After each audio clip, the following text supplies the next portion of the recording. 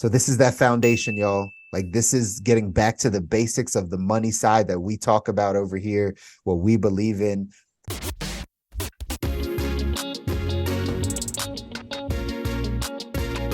Welcome to the Good Life. What is up, everybody? Welcome back to another episode of the Good Life Visual Audio Podcast, where we talk all things health and wealth.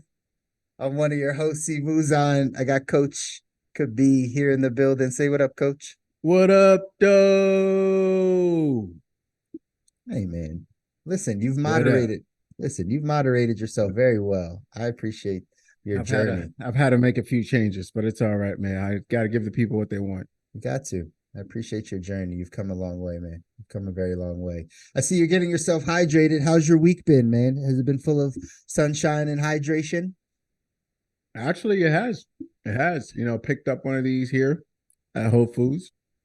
Pretty expensive, but What is that? it's a little flasky thing Okay, a little flasky thing. with a straw. With a straw. Keeps in perfect temperature. Big old thing. Available all over the place, in terms of like, I always see it. So then I drink some water. So these are the simple things, we got to pick up the simple things. It's the simple things. That's what it's about. I'm glad that you're getting yourself hydrated. A little bit of bone broth. Oh, okay. Homemade bone broth? Not this one. Not this one. This one I actually got from a pho place. Pho. Okay. My favorite pho place down here. Oxtail. Oxtail broth, huh? Yeah. Listen, man. You really do know how to find them. I've actually never been to a place that's got oxtail bone broth. It's pretty delicious. I can imagine. You gotta, I guess, first and foremost, you gotta thank the good Lord for putting them out there. And then keep on. Yeah, have you seen this? Before I left SF, there was a guy I met who was doing a little business idea of a broth on tap. You been to one of those? I have not. Broth on tap? Yeah, it's kind of like a coffee shop, but with broth. Like broth. you can just kind of like, oh, I'd like to taste this, or like this is the shot I would like. Something like that. I've never been in one, to be honest, but he was starting one. He was starting one. And basically, I thought you've actually been there to tell me about the experience. You're like, I've actually never been there, but I can imagine that's what it's like. I mean, we could look it up. It's bone broth on tap. And you mix it up, and it's a bunch of bone broth. It's like a bar or a coffee shop, but with bone broth. It sounds interesting. It sounds interesting, and I'd love to maybe check that out at some point. I really do think niched restaurants are actually a very smart idea, something like that, where it's just all one item, just multiple varieties of it. So bone broth could be the thing. It could be the thing. Could be the thing. It absolutely could be. What's up in Detroit? Any Detroit news? Oh, I know you're gonna want to talk about your Lions, right? I'm sure you're gonna want to talk about your Detroit Lions. So are the Lions filet or are they bologna? Filet or bologna? Unfortunately, here I'm gonna have to go with bologna. Because see, the issue is the Lions are allergic to pressure. They're allergic to prosperity. So when things are going really well and there's just a little bit of pressure, they sink. And when nobody expects anything, they rip off like 5 wins. Now, although, and it's not the Lions necessarily that I like, but what I'm about is I like what Detroit as a city stands for. That's really what it is. Lions or whatnot, they're just an extension of that representation. But I think the Lions is kind of like one of them cousins that you just have to decide with your wife that they get no more invites. You know what I'm talking about? I understand. It's just like you want to fight for the cousin, but they've messed up on your side a couple too many times too. So you're like, he's family. We know them. Yeah. So that's kind of what the Lions have been. And they don't represent Detroit the resilient city. But sometimes droughts take a long time. Many And, times. Many times they do take the a long tide shall time. rise. One day, just probably not this day or this year. But again, there's always next year. There's always next year. How about them The Eagles? Lions Though? motto. There's always next year. How about them Eagles? We might talk about them in a minute. But either way, ladies and gentlemen, thank you for all tuning in. Again, we always appreciate you guys supporting another episode here at the Good Life Visual Audio Podcast. Again, if you want more, you can catch us over on YouTube, Instagram, Facebook, TikTok, and all your favorite streaming platforms like Spotify and Apple Podcasts. Again, if you join our Facebook group, Health and Wealth for Busy Professionals, we're going live there every week during the episode. So they're seeing this live right now. And also you can chat with us. We host cool workshops. This past Friday, shout out to everybody that was in the group that got a chance to see us. Kabi and I took a little walk. We had a little walking workshop. And it's always good to see us in our natural environment. So that Is was it good. though? Is it though? It is. All right. It is. It feels You know, good. I just feel like we can't be the ones to proclaim that, you know. Listen, You know, we can't be one. Hey, it's good to see us in our natural habitats. I think it is though, and I think the people said that the people agree, the people concur. So if you want to see more of that and some of the other insider tips and obviously just getting a chance to work with us, it's not just a group over there, it's a community for self-improvement. So join and help yourself progress closer to that good life, y'all. Let's Now, do it. add a little break from our sponsors. How about it? Hey, are you ready to level up your style? The Good Life Visual Audio Podcast has dropped its first piece of merch with exclusive Follow the Money t-shirt, which is more relevant today than ever before. It's a statement to you. It's a statement of you committing to mastering your health and wealth. So be part of the movement. Go ahead and grab yours today.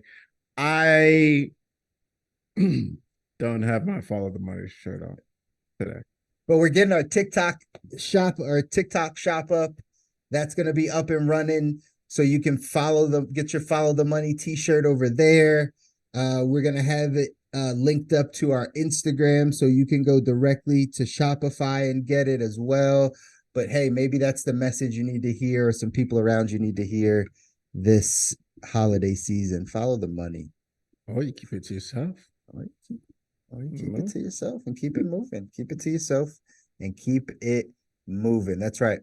All right, on to the next part of our show we call Shop Talk. Shop Talk. Ba-da-ba-da. I'll do better next time.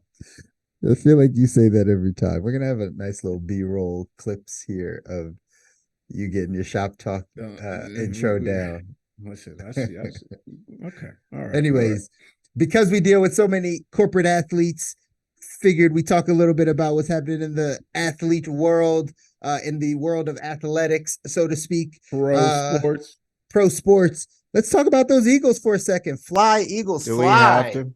Fly, Eagles, fly. On the road to victory. That's right. On the road to victory. That's right. Did you even watch that game? Did you even watch the game? I watched the important parts of that game. I did because you're not a real Eagle fan. Oh, you just like to fly with them when they're high, and if you know. How long you been an Eagles fan? How long you been? Forever, sir. Forever. Wow. Forever. We bleed green over here. We bleed green. Green. Is that true? Okay. 215. Fly, Eagles, fly. Bird gang. Pulls. Oh, Bird gang. Is that? What's the sound? Bird gang. Bird gang. Wow. That's right. Okay. Anyways. I'll say this. I'll give y'all this. You have the most clutch leader and quarterback in the game in Jalen Hurts. So that like counts double for a lot of, categories, if you will. So when push comes to shove. You like that? I see what you did there. Maybe it was a little too much. That's okay. A little too strong. Gotta leave a gap for the joke. Oh, strong. I see what you did there. Strong. Okay, it's dead. It's dead. No, all right. no. All right. No. None of that. But at the end of the game, it's a good chance. You got good odds. You got good odds with Jalen. So Hey, congratulations. The record is a record, but we'll see. We'll see how they finish out. Yeah, listen, You calling Super Bowl? I am. Ring? Finish? Gosh, you're testing my faith, Tested. right? You're testing Wow, my it's not that faith. hard of a question if you feel that It's good. not, it's not, but sometimes it's hard to not live out of our memories, and Philadelphia sports teams have let us down in the recent past. So it's really hard. What is the Um, recent past? the recent Go ahead and past, let the people know. last year, Super Bowl, What about the 76ers? Not six Sixers, Phillies, Phillies. the whole Yeah. nine, right? Like Yeah, all name of them. it. Name them. They Name just all they all have losses. gotten very close, right? They're Yeah, elite. but no They're cigar, huh? elite, but hey, we haven't climbed to the top of that. So I would love for the Eagles to get that number one, get that Super Bowl win and get that ring and bring one home. But the NFL is too unpredictable and it's too much of a gamble. One sprained ankle, one bad call, one injury, the whole thing goes.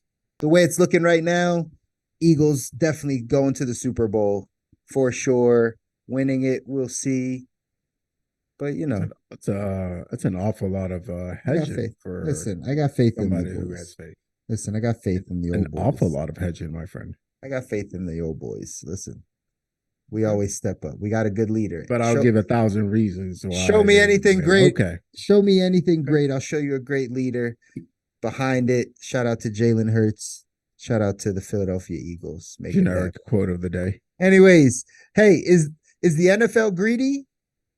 You posed that question. Do you think the NFL's greedy? They had a Black Friday game. Do you think this is putting people at danger? Do you think that they care about their player safety? Are they greedy? What's your thoughts? It wasn't long ago that we were fighting over adding a 16th and 17th game. That's very true. Right. Now we're talking about adding an 18th game. Now we're talking about flying multiple games over to London to go play in the most physical sport out there. Not the most, What is it? not the You know, not the most physical sport? What is the Right. most physical sport? Rugby by far. No. But these are, rugby. The big difference here is the launching. The way the tackling is done. And I just had an image pop in my head. You ever seen those slapping those slapping competitions? Oh, Ash, you gotta queue up a video right Slapping here. competitions where they full on swing. So yes, those where they full on swing, but there's these ones where it looks like maybe some Indian, Middle Eastern type guy. That's They're racist. It's not. That's just what they appear to be, right? And they're running around in like a circle, no shirt on, and like the guy jumps up and like slaps the other guy on the chest. You haven't seen that? This And is then a game. This is a game. It's like a real sport, and they're like Oh wow! smacking each other's like backs and like chest. We got to Like put a multiple clip times. multiple times. Like it's a real physical sport. Since we're talking about physical sports, there's some stuff out there that might trump Yeah, the good old National Football League. But although understood. this let's call it Pan-Asian sport that you just mentioned sounds physical. I think the American football with the level of CTE and the level of concussions and head trauma, like, sometimes you even wonder, like, are those helmet, like, if rugby is so dangerous, so physical, why don't they have helmets like the NFL? Good question. I don't know. I don't know.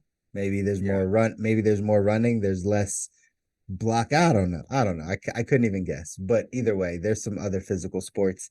Either way, you believe that the NFL is greedy. Yes. Absolutely. They're trying to squeeze every dollar that they can.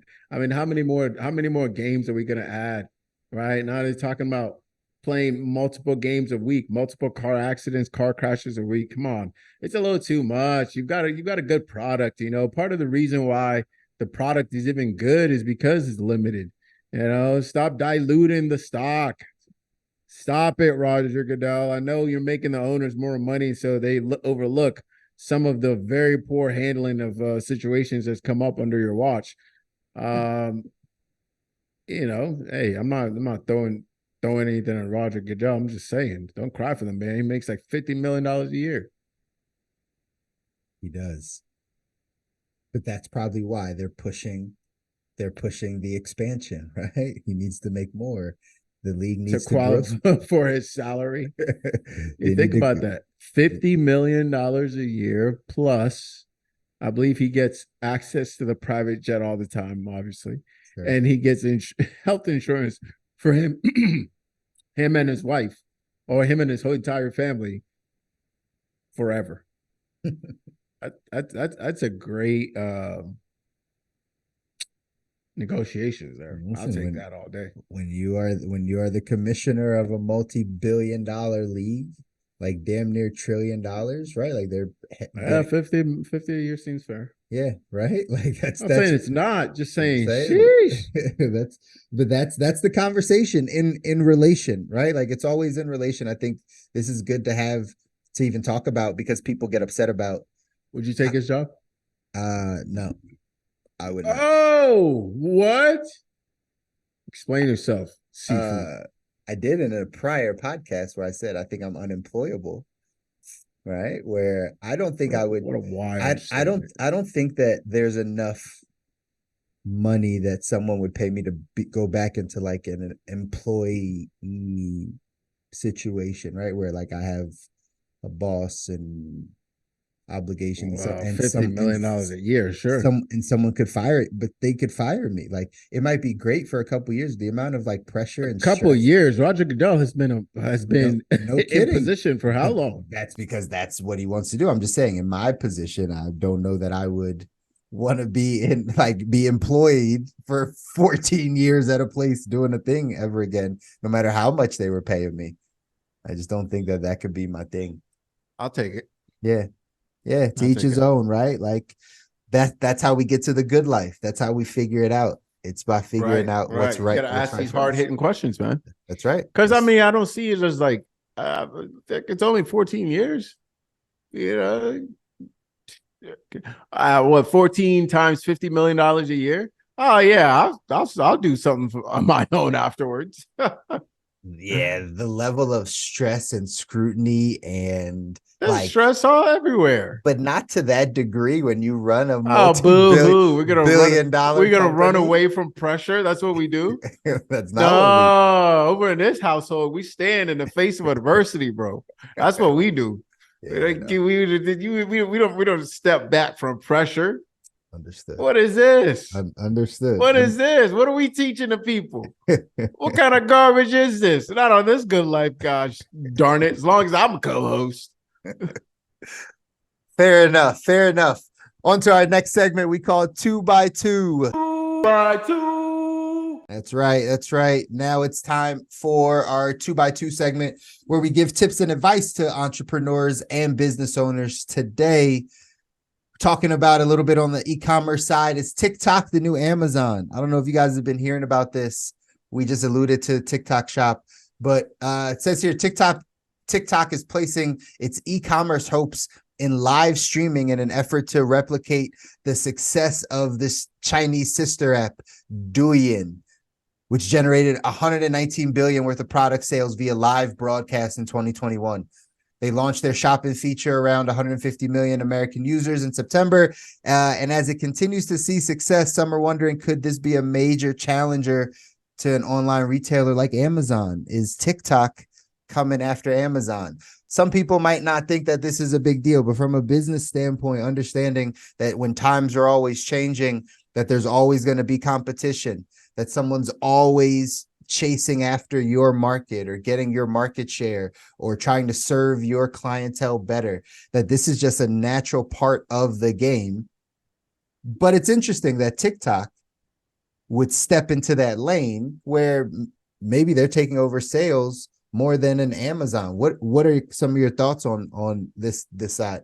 I think some interesting numbers to kind of conceptualize what's happening here is 1 in 5 people live stream users watch, like people, 1 in 5 people watch TikTok live, right? And 62% of those in that group do it every day. Yeah. And 50% of users on TikTok have bought something after watching a live. All right. So it's incredibly makes a lot of sense why they'll be pushing in that direction. I mean, we're looking at this is already massive in China, with 45% of digital shoppers will buy via live stream in just this year alone. And that number is estimated to skyrocket. You know, so TikTok is expecting live video streams to the tune of revenue, at least on a bigger level, of 180 billion plus, right? So we're talking makes a lot of sense, and it would also explain why I'm not going on TikTok. This is wild, man. Like, from a business standpoint. So as the money person, obviously I'm going to talk about frugality, right? And not shopping and all those types of things. Yes.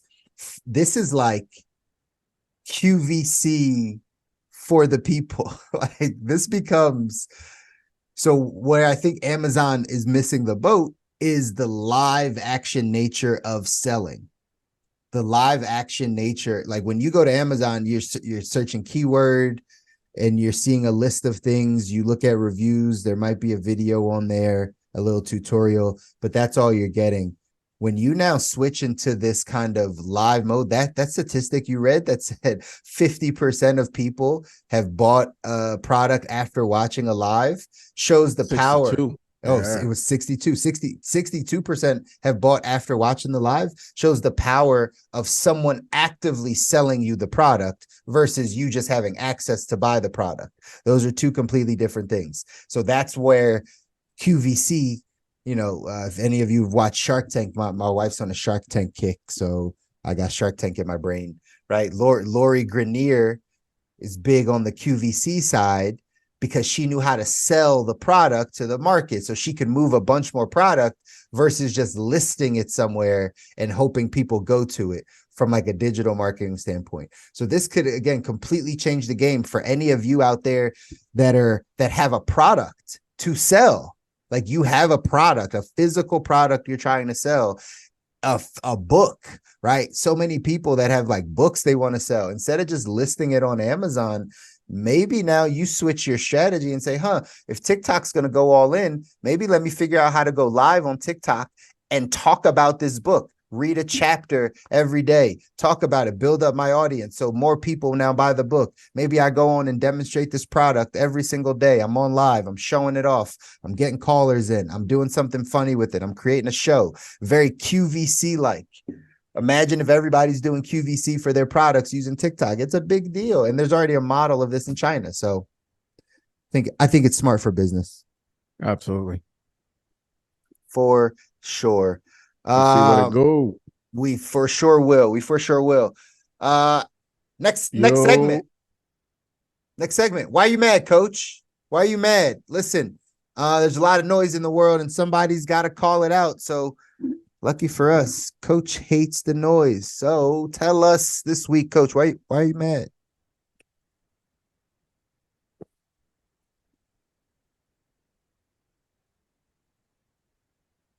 It wasn't too long ago that there was a lot of conversation going on back and forth about a certain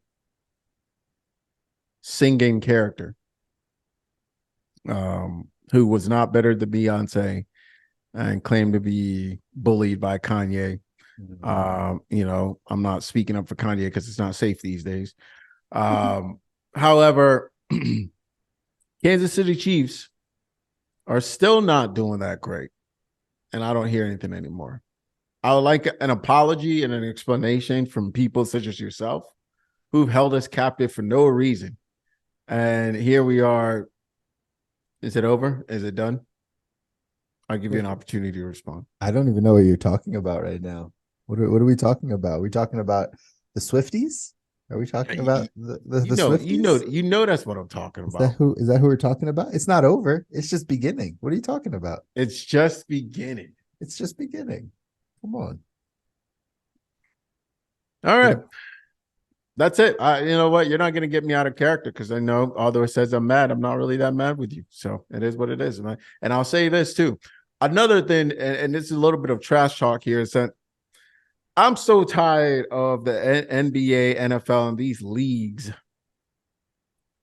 being so inconsistent. I don't know if you've heard about this situation with Josh Giddey on the Thunder. I have. But this thing is, come on, bro. Oh, come. Really? Really? Right? Looking like the white R. Kelly. Listen, they're saying that the family of the victim or the victim doesn't want to cooperate, of the young lady. She's not a victim necessarily, right? But alleged that their family doesn't want to cooperate. She doesn't want to cooperate with authorities. So it's all going to go away. It's all going to go away. Wow. Okay. That's really convenient. Yeah. It's really convenient. Really convenient. Okay. All right. With that said, that's why you're mad. Let's get another word from our sponsor, bro. unbelievable, man. And you know what's crazy? Look what they did to Michael Jackson, man. But, you know, conversation for another day. If you are a busy professional looking to level up your health and performance, look no further than our sponsor, Cut the Noise. They offer personalized, tailored nutrition movement programs, actually more so courses, and stress management techniques to help you look good, feel great, and perform at your best. Here's the best part. You can join the end of year challenge, which is no longer $1, as in 48 hours. And we'll get you all set up while my mother gives me a call. Is that what happened? Did Yeah. your TikTok froze too? Yeah, it died on me, but that's okay. On you or on me? Because I'm still solid. Are you? Because it Yeah, died I'm on me. good. I gotta go. Oh, it says resume it. Okay. I'm coming back in. I think something happened. It froze up on me. Hello. I wonder Stephen what do you Travis. think the threshold is for like being successful in terms of the live aspect of TikTok? If you just had a guess, we don't have any hard numbers, but just from a marketing standpoint. What's the success rate, or like what does it take to be successful? No, what's it take? What's it take? We talking like, you know, an hour a day type of situation? Like, do you have any sense of that? Because I mean, the ones I know of seem to be pretty hardcore. The ones that making animal noises, et cetera, and all that stuff, right? Yeah. They seem like they're doing it all the time. So Yeah. what is it going to take to really like? I'm break pretty sure it's the same thing, just a matter of consistencies. I don't know that time matters as much as consistency matters. Consistency matters on all these platforms. So I really think it's a matter of just showing up same 10 minutes every times. day? You show up 10 minutes every day? Potentially. Oh, wow. Like, I think it's more about if you show up at 9 a.m. every day for 10 minutes, that will have its own impact versus you thinking, right, just doing an hour every week, 2 hours every other day. Like, there's so many ways to break it up, but you just got to be consistent. I think consistency more than anything is what rules all these platforms. Just show up, right? Like, show up consistently, same time every day, talk about same things, engage with your audience. It's all a similar formula. The more, and just like everything, the more you put into it, the more you'll get out of it. The better you get with it, the more hours you put into it. If you chose to go live for 3 hours, cool. Like, I don't think there's a harm in it. I think it's a matter of the inconsistency patterns for people. So that's the direction I would go. That's the direction. Anyways, into our show. Hey, today's topic, guys. We wanted to get back to some of the fundamentals. Let's do it. Coach and I had this conversation, and we said, hey, as we kind of near the end of this year, as we wrap up 2023, we want to make sure you all understand here at the Good Life what we stand for, right? What the fundamentals are, what we started this podcast for, what we believe in now, even when we have these different conversations around all these different topics.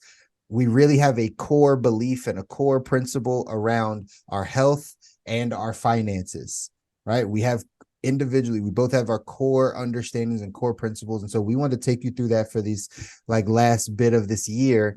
So you guys can just get back to some of the foundations and some of the fundamentals. So today we're going to talk the money side of things. We're going to have a good old financial foundations conversation and talk about the fundamentals of money for the corporate athlete. Remember that for you all that are after designing your ideal life, right? Designing a life you don't need a break from.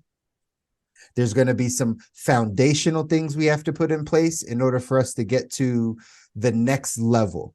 This is going to be the same. The reason why Kabi and I do the podcast and we do it this way is because we both think about it on the same level, that there's foundations and then you build on those foundations. You start doing things consistently, you get results. It's really just about educating and maintaining the things that you're doing, right?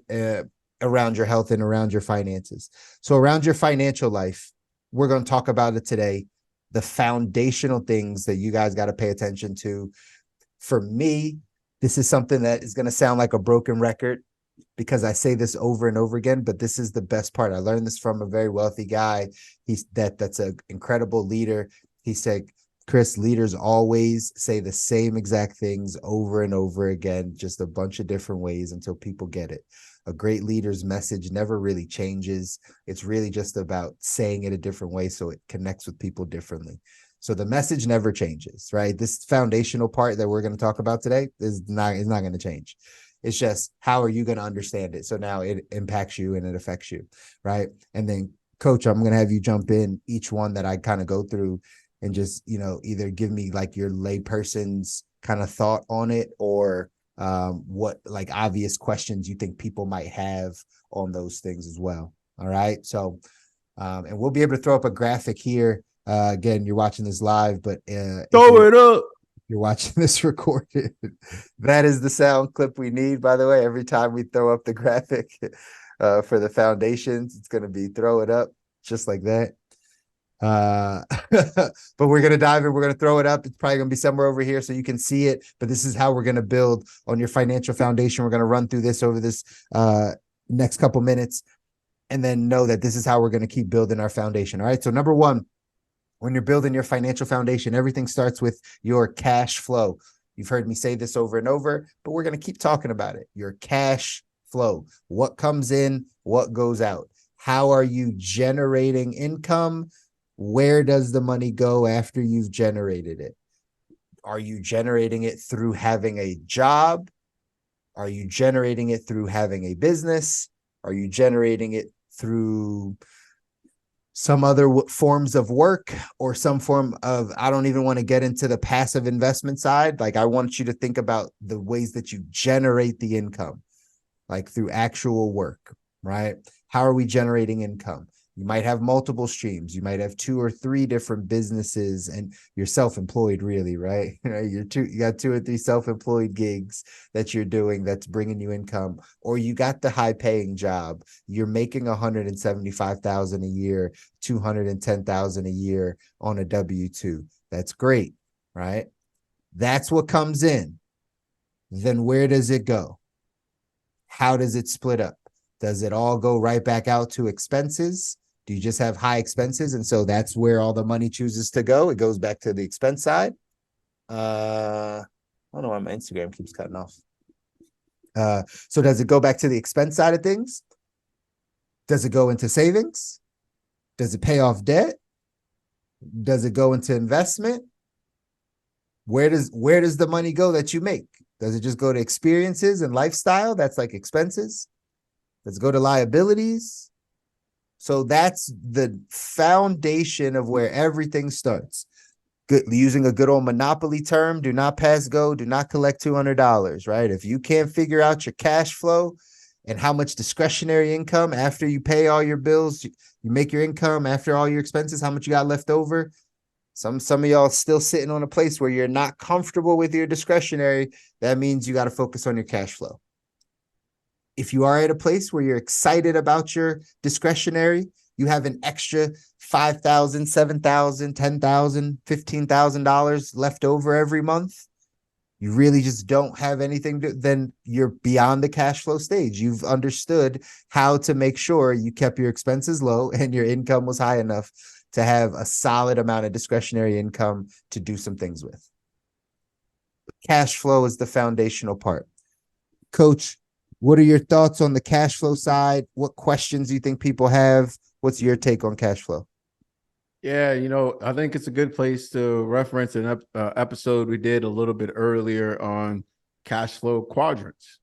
All right, so we're thinking about where your cash flow is coming from. You're either an employee, self-employed, as we mentioned, or a big business owner, or you're an investor. So I think it's helpful to place that within the context. Most people are either employees or self-employed. And then you talk about making sure there's a generous sum left of cash flow to then do things with. You said 3,000, 5,000, 10,000 left over. I'm like, sheesh, buddy. What about the people out here who got 200 left over? They're still on cash flow. That's a great point, right? I'm glad you said that, because sometimes. So you got to increase it for 3,000 first cash flow a month. So you got to understand. Think about this. If you make $5,000 a month, use any number, $4,000 a month, and your expenses are $3,800 a month, how do you expect to build wealth? Like something's got to break. Like you can't just be at paycheck to paycheck. You can't be like, I got an extra $200 every month. That's all I got left over, and I'm expecting to go now save and invest and do all those things. So that means if you have a limited amount of discretionary, you're still on foundation number one, which is you got to increase your cash flow. You got to either lower your expenses or you got to raise your income. Because yes, those numbers might sound like a bunch, but that is having a good discretionary income. When you make $8,000 a month and your expenses are only $5,000, you're getting somewhere. You're like, all right, cool. Every month I got an extra $3,000 set aside. I got some things I can do with it now. But if that number is real tight, that's what makes it tough for people. That's the whole thing that makes the rest of your financial life tough, is because you don't have enough wiggle room to now invest, to now save all you want, to now pay off debt, to now do all the things you want to do.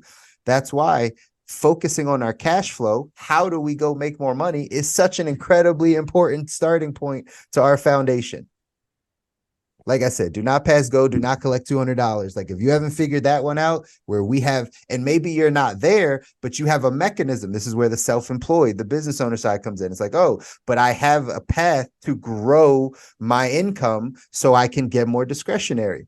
But if you're at a job, you're on a W-2 and you make $58,000 a year, you make $72,000 a year. We can put any number in there, and your income is exactly like your expenses are exactly where your income is. Like you make 70 grand a year and you have a 68 grand a year lifestyle. You're not going to build wealth. One financial hiccup, one tire blow off your car, one emergency, you got to fly out, you're out the game. Now we're crawling up from behind again. We're like, oh, now we're in debt. Now we got to figure out. So this is the problem. So yeah, like, glad you point that out, because most people are paycheck to paycheck. The number is what? I think Yahoo just put it out, 63%. 63% of Americans live paycheck to paycheck. Yep. And I think even higher can't afford an emergency over what amount? 60% can't afford a $500, or it's either $500 or $1,000 emergency. Right. And so this is the reality. In the American household, to your point, an American household debt, particularly unsecured, is increasing at its fastest rate yet. That's right. That's right. So again, and these are going to get into some more of the layers of this foundation. We're still on this is just cash flow. This is why this part is so important. I don't think we spend enough time, but this is why we believe in this as the foundational parts of your financial life. Foundational part. Like, you got to figure out this cash flow thing, guys. You got to figure out how you're going to make more money. If debt's going up and savings going down, all the inflation, all the stuff, how are you making more money? Set your mind there, and it'll help as the beginning parts of the foundation. Yes, some of you also we- need to curtail some spending too, in all honesty, right? Like holiday season, I get it. I understand. It's time to be generous. It's time to be givers. We enjoy those things, but you also have to be mindful of where your money's also going, because it's not about how much money you make. It's about how much money you keep. So even if you make $1 million, if you spend $1 million, you're still paycheck to paycheck. It doesn't feel good. It doesn't really matter how much came in, right? So that's just a good reminder for people. That's true. That's true. Yeah. So that's number one of the foundation, cash flow. Got to get there. Then we build on top of this foundation. You'll see number two here is having a savings and investing strategy. Okay. So we put this together, savings and investing strategy. This is what we believe in. This is foundational to you building a great financial life. It's understanding what we talk about as short-term, mid-term, and long-term investing strategies. Okay. Short-term, mid-term, long-term investing strategy. So once you have cash flow down, you understand your discretionary income, you're growing it. Now it's okay. Where should money go? Short-term, emergency fund money. 6 months worth of your income set aside, labeled emergency. If you're a really good saver, 12 months. So 6 to 12 months income set aside, labeled emergency that you don't touch. This is foundational. Throw it in a high yield savings account. Keep it in a brokerage account in cash. Listen, all these things want your money. They all, but the key is your emergency fund, you don't want to risk it. You don't want to worry about seeing losses in your emergency fund. That's not the gamble money. It's safe. It's getting 4 or 5% interest wherever that is. High yield savings account, brokerage account sitting in cash, doesn't matter. But that's got to be some emergency liquid money. Yeah, real quick, bro. I think here a lot of people ask a lot of questions about emergency fund. What qualifies? How much should it be? What should it be in a bank? Should it be in cash? Should it be earning interest? Is it really is it really investment money if you're not looking to touch it? Blah blah blah blah blah. Probably can't cover all of that in this episode, but I totally could, all in like 2 sentences, because we do this. Those are the exact questions. with the background of like the why. But if you want to go for it. I mean, without the background, right? Just knowing, simple rule of thumb. The answer is you want to get to 6 to 12 months of your income. So that changes for everybody. There's no exact number because you know your income. That's the number you want to get to. Where should it be? It should be sitting in some place relatively safe and liquid. That's it. Safe and liquid. So whatever that means to you, it means closet. Safe and liquid. If it's safe and liquid, then that means that that can be a good emergency fund for you, right? I would recommend you get some interest. I would recommend you put it in a high yield savings account or some cash account that gets you 3, 4, 5% interest. Great. But if it is in the mattress, if it is in grandma's closet, if it is in the safe, if it is, as long as it's 6 to 12 months of your income, it's emergency fund money. Doesn't matter. So that's the simple short, that's how you want to look at emergency fund. And the key is once you get to that 6 to 12 months, stop putting money there. There's no need to put more money there, whether it's in the bank, whether it's in the closet, you got your emergency fund. It's there unless your income skyrockets a bunch more. So you need to get replenished to get to 6 months again. You don't have to worry about touching it. It's just there. That's your short-term strategy. Midterm is your 2 to 10 year investments, your high risk, high reward, your wealth building, your specialized knowledge, stocks, bonds, mutual funds, options trading, right? Kind of higher level trading, calls, puts, those types of things, getting into other asset classes, real estate, crypto, commodities, equities, ownership of businesses. All of these things are 2 to 10 year investments. These are midterm investments, high risk, high reward. The best ones, you're going to put a hefty 5, 6, or 7 figure investment in. And then you're going to allow that to run its course over the next 3, 4, 5, 6 years. And then you're going to see if you get your return for that investment. That's what midterm investments are. They're your riskiest ones, but they will get you the most reward. Then you have long-term. Long-term is your nest egg. It's your 15-year plus, 10-year plus, 20-year plus retirement side, IRA, Roth IRA, SEP IRA, 401ks, cash value life insurance, whatever people choose to use for long term, that becomes a strategy where you're just trying to get compound interest and you want to make sure that you're relatively safe, right? You're not risking all your money because, again, that's your long term bet. That's the next level of your foundation. It's having a solid savings and investing strategy. From a financial professional standpoint, here's what we explain. You should have short and long moving, going in the right direction before you focus on midterm. Your higher risk, higher reward type of investments come after you have some foundation, some safety. And safety comes in short term, knowing that you have cushion, and long term, knowing that you're gaining some compound interest long term that will out earn you. Once you have those moving, then for sure, start paying attention to midterm investments. That's where you're dropping 30 grand, 50 grand, 100 grand on something, and that's turning into something over 3, 4, 5 years. Thoughts? No, man, I think this is where a lot of people skip to because it's fun. Because it's fun specifically to the midterm, right? The long term, a lot of people get that through work. If not, there are some obviously other options. Short term is pretty straightforward. Midterm is where a lot of people are itching to get to. So, yeah. Very true. And what we see also for a lot of entrepreneurs, if you're listening and you are already an entrepreneur, entrepreneurs typically neglect the long-term side, right? Employees, because it's offered at the job, right, they naturally are like, oh, I'll take the 401k, or I had to roll something into an IRA. So like, I understand how to do that. Okay, got it.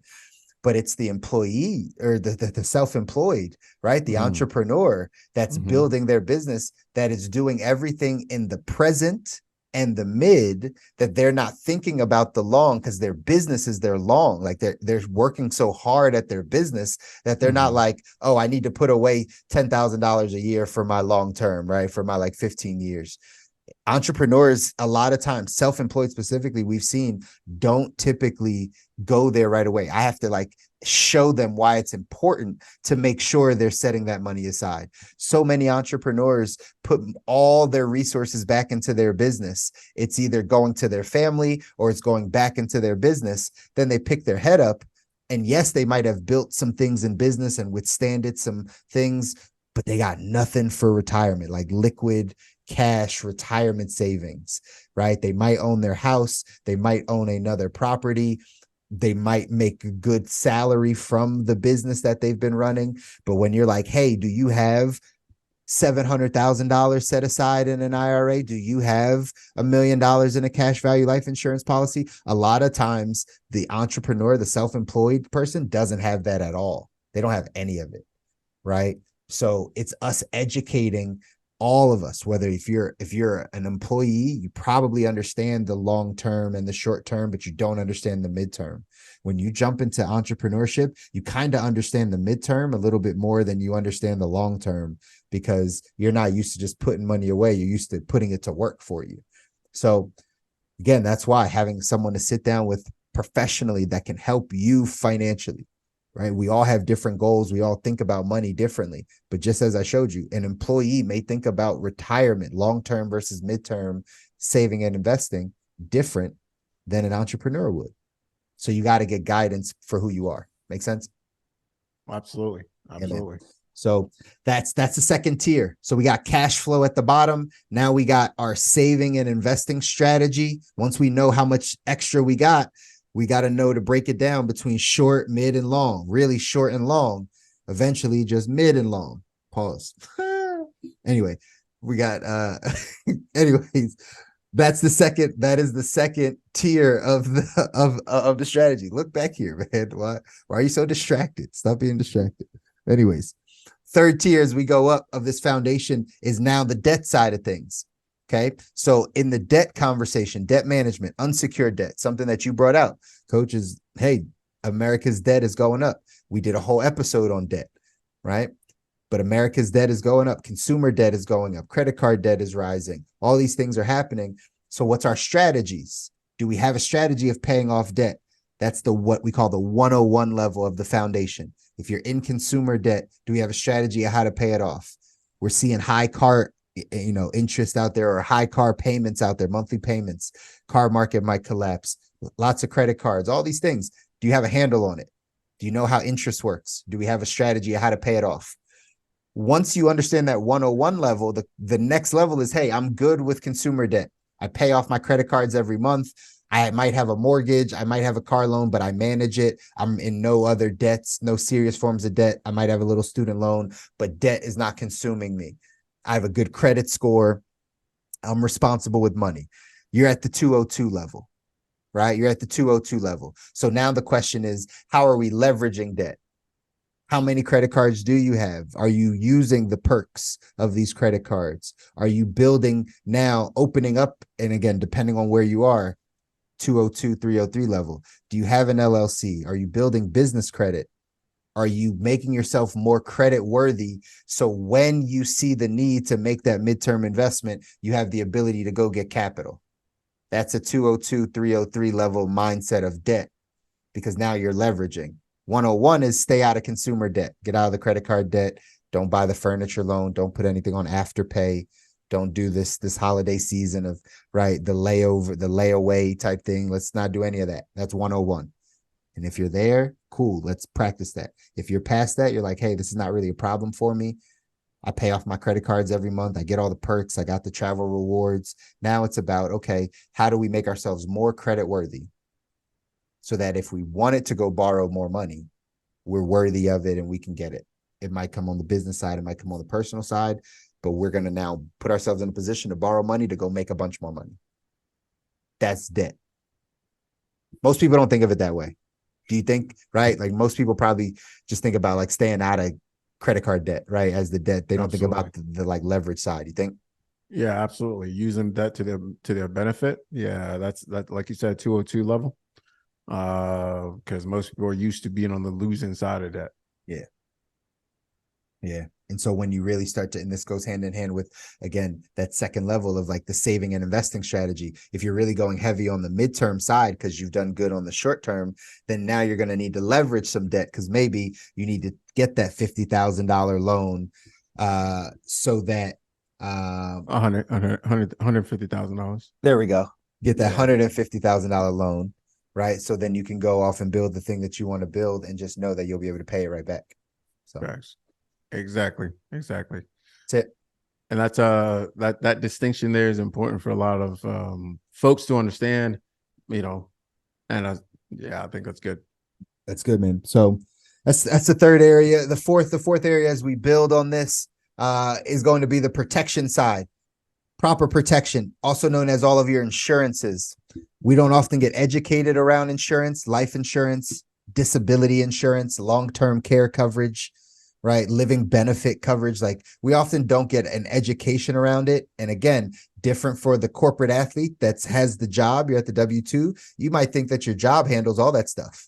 You're just like, all right, like job handles all this for me. I'm good. Like I kind of signed up for it. I know I got dental vision. I got some accidental. I got something in case I get cancer. I go into the hospital, right? That's it. Check the boxes. That's it. Check the boxes, sign it up with HR, put my percentage, and I'm good, right? But when you are coming from a a wealth building standpoint, something to always understand foundationally, and this helps shape your money mindset. While it's good to grow, right, you have to take into account like the downsides of things. You have to take into account not just what it takes to win, but why people lose, right? Not just what it takes to build wealth, but like how to actually keep it and how to like maintain the things. So you have to understand both sides. And so one of the things that holds people back from building wealth or getting to their financial goals are the risk factors of life. The risk factors from a health standpoint, the risk factors of, and again, that's why we do this, so we can help you avoid some of those things. But right, God forbid you have cancer, strokes, heart attacks, things that debilitate you. What happens is you don't pass away. You don't die. It's just your entire life shifts. Now you can't work the same. Now you can't move the same. Now your savings goes out the window. Now debt, medical bills go up, and you might need a wheelchair. You need care, and like all these things that you didn't see, obviously foresee to happen. But now this completely derails your financial life just from that one thing, right? Just What a there. pleasant visual. It is. Sheesh. I know, but it's That what depress the viewers. it's what we have. That's what I said. We have to know both sides. We can talk a lot about what's up ahead, the carrot up ahead, the plans that we have, how we get to the good life. But the protection side is also equally as important, right? It's a basic SWOT analysis. If anybody's been to school and done any form of He about to educate, he about to put a heart on. Go ahead. But for real, why do businesses do a SWOT analysis? SWOT stands for strengths, weaknesses, opportunities, and threats. It's because you have to look at, whenever you're evaluating something that you're building, you have to evaluate the good and the bad. Like, you got to see what are the potential things that could happen here. You got to do it. Right. So SWOT analysis, strengths and weaknesses, is internal. That's how you learn it. What are our strengths as a company? What are our weaknesses as a company? Opportunities and threats, external, right? What are the opportunities for us to grow? But what are the threats from us growing? What's the competition, right? You got to know all sides. Same thing with your money. That's where the protection side comes in. You might have the idea of what your real estate strategy is to build wealth. You absolutely might have it, and it's going to take you to multi-millions. But you didn't know that something was going to happen where you're in the hospital for a month. Like, you didn't foresee that coming, right? Like, and so because you didn't foresee it coming, you have to protect from it. You don't foresee somebody, a loved one, a breadwinner, a business partner passing away or having something tragic happen. But we've all experienced it. Yeah. And it happens. Or seen it. It, right? So we got to protect from it. That's all. That's all we're saying. So that's where the protection side comes in. Do you have adequate life insurance? Do you know what that means? Proper protection. 5 to 10 times your annual income. Do you have something that prevents, in case you get sick, there's still some money coming in. In case you get disabled, there's still some money coming in.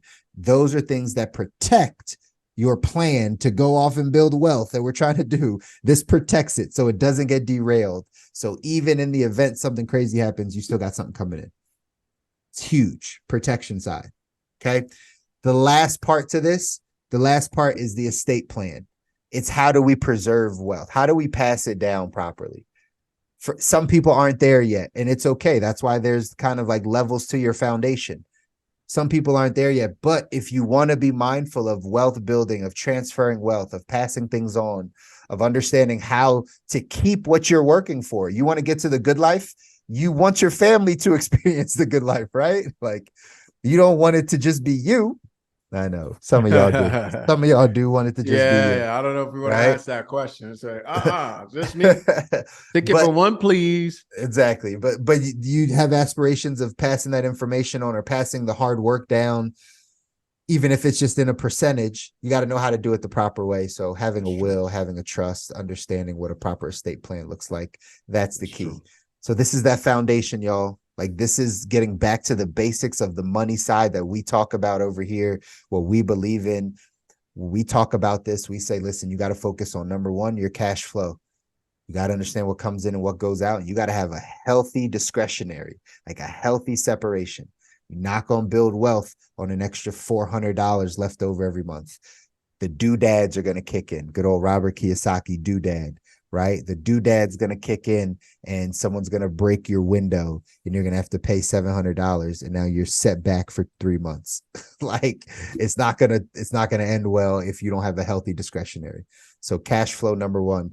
Then you got to have a savings and investing strategy, short, mid, long, preferably short and long, then dive into mid.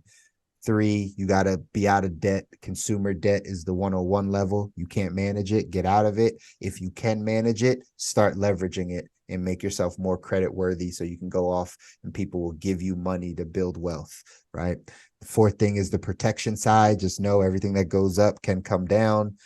The things that are allowing you to build, you got to learn how to protect it on the downside so it doesn't completely demolish in your dreams and your pursuit of building what you want. So you got to have insurance, life insurance specifically, disability, long-term care, all those things in place. And then you got to have a proper estate plan. You got to be able to pass it down properly. You got to be able to get it to your loved ones. You got to be able to allow it to avoid the government, avoid probate, avoid some of those things. Make sure that your hardworking things stick with your family. That becomes your financial foundation, ladies and gentlemen. That becomes the way that you choose to say, okay, if I'm going to focus on taking my financial life to the next level next year, because here at The Good Life, all we do is talk about foundations and, right, the basics of things. Focus on those 5 areas I just gave you guys. You focus on those 5 areas.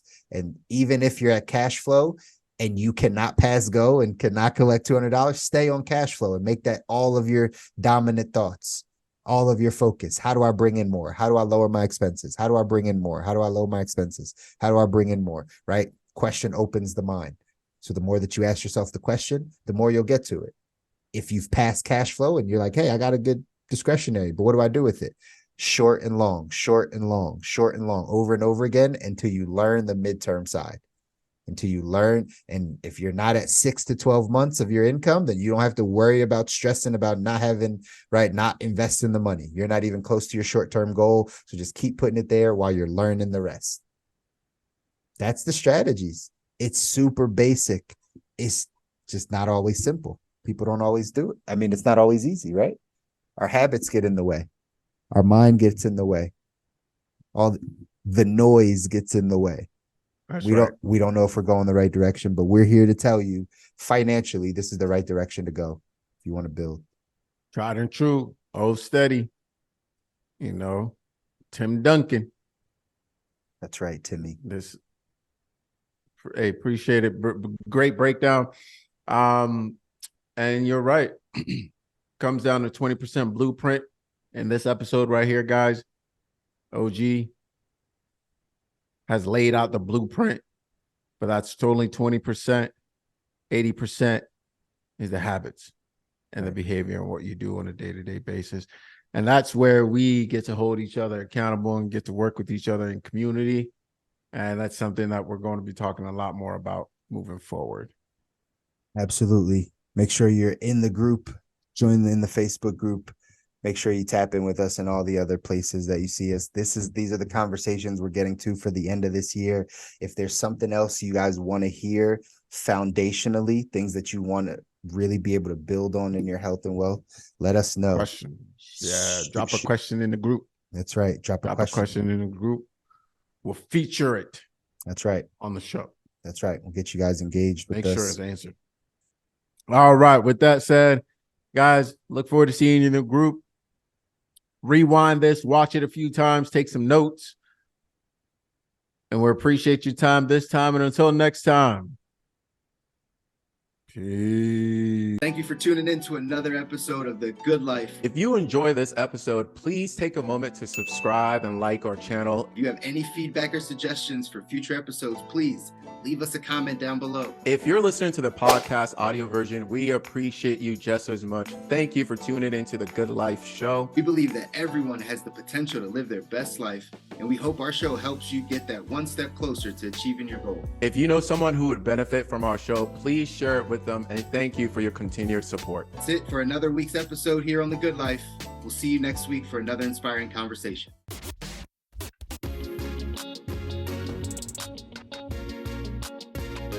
Welcome to the good life.